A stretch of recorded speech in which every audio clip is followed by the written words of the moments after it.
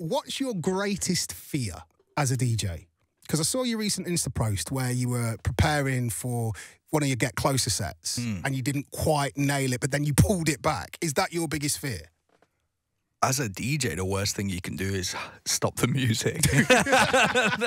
I actually did it at Printworks, believe it or not. What? Yeah.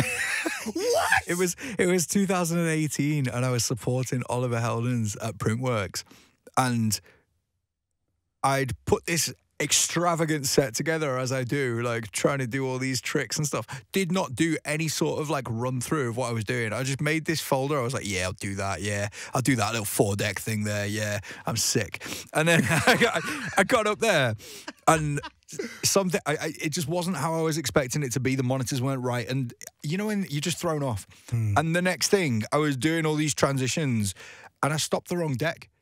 And there was silence in Printworks. Oh. And I had a camera guy on stage with me, and he did a runner.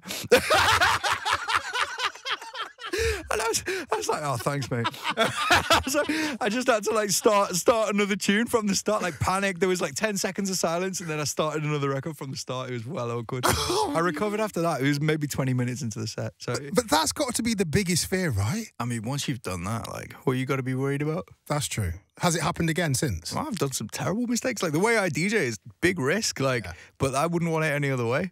But that's also the thing that I wanted to talk to you about, because the way you DJ is big risk.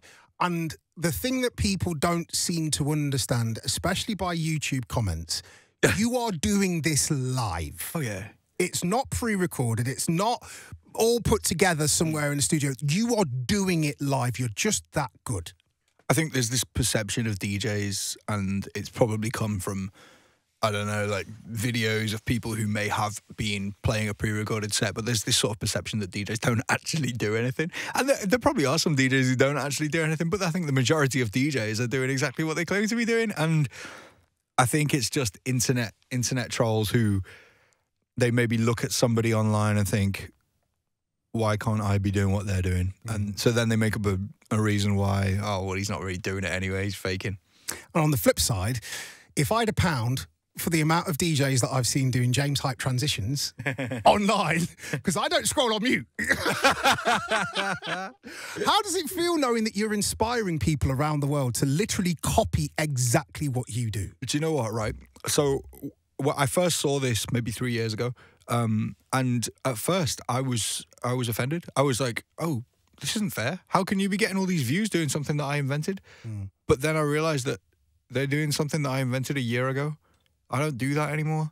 So come and watch what I'm doing now. And you keep doing that because it's just more me. Oh, the amount of times that I've seen people do the one more time losing it transition. but also I think I would encourage anybody to, if they want to learn to do things like that, I would encourage anybody to copy what other people already do. But then you just need to figure out a point where you turn it into your own thing, you know? Absolutely, absolutely.